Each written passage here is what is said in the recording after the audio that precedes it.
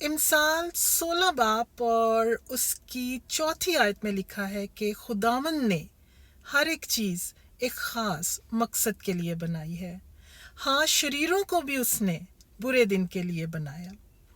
इस आयत से इसका जो आयत का पहला हिस्सा है उससे मुराद ये है कि इंसानी ज़िंदगी में उतार चढ़ाव आते रहते हैं और हमारी ज़िंदगियों में जो अप्स एंड डाउन्स आते हैं उनका कोई मकसद होता है।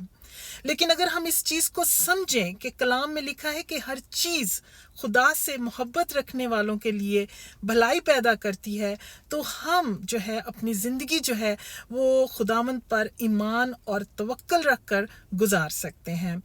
तो जो आयत का दूसरा हिस्सा है उसमें कहा गया है कि हाँ, खुदावंद ने शरीरों को भी बुरे दिन के लिए बनाया।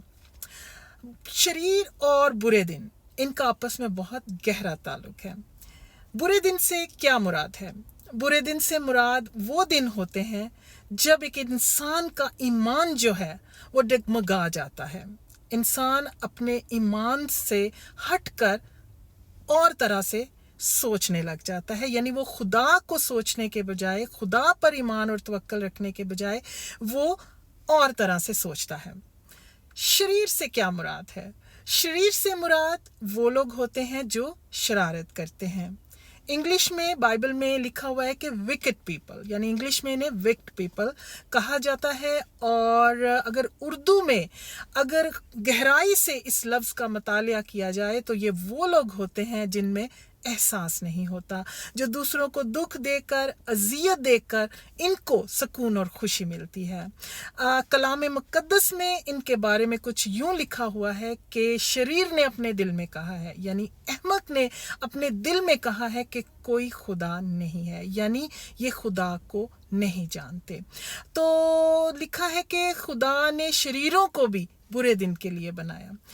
कहने का मतलब ये है कि जब शरीर जो है वो एक ईमानदार की ज़िंदगी में शरारत पैदा करता है, तो शरीर का मकसद ये है कि उसे खुदा की राहों से हटा दे। अब ईमानदार जो हैं वो दो तरह के हैं। एक वो ईमानदार जो शरारत में, तूफ़ानों में वो खुदा का हाथ मजबूती से थाम लेते हैं। लेकिन एक वो ईमानदार हैं जो शरारत के दिनों में और तूफ़ानों के दिनों में वो अपना ईमान जो है उससे वो हट जाते हैं। तो कलाम में लिखा हुआ है कि खुदावंद का नाम मुहक्कम बुर्ज है, सादक उसमें भाग जाता है और अमन में रहता है। तो जब शरीर शरारत करता है तो शरारत के पीछे और शरीर के पीछे अबलीस होता है, और अबलीस का जो मकसद है हमें खुदा की राहों से हटाकर अपनी तरफ लेकर आना।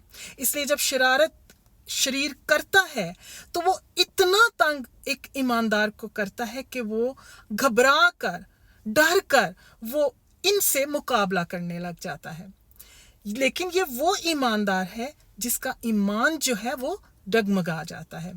लेकिन जो ईमानदार वो है जो खुदा पर तवक्कल करता है, खुदा पर ईमान रखता है, चाहे कोई भी तूफान आ जाए, कोई भी शरारत आ जाए, वो खुदा से अपनी नज़रें नहीं हटाता, वो खुदा के कदमों में बैठा रहता है, वो खुदा का हाथ मजबूती से थामे रखता है, क्योंकि वो जानता है कि खुदावंद का नाम मुहक्कम बुर्ज है। वो उसमें भाग जाता है, वो खुदा के बुर्ज में भाग जाता है और फिर खुदा को वक्त देता है, खुदा से फरियाद करता है, खुदा से कहता है कि खुदा इस मसले का हल करे। तो कहने का मतलब ये है कि अगर आज हमारी ज़िंदगियों में कहीं भी कोई शरारत हो रही है तो हमें खुदा का नाम जो मुहक्कम बुर्ज है, हमें उसमें भाग जाना है, हमें खुदा से दुआ करनी है, हमें जो है अपनी सारी मुश्किलात और शरीर की शरारत जो हमारी ज़िंदगियों में हो रही है वो सब कुछ हमें खुदावंद के हाथों में दे देना है। तो फिर खुदा जाने और खुदा के काम। खुदावंद आप सबको इस कलाम के वसीला से बहुत बरकत दे। आमीन।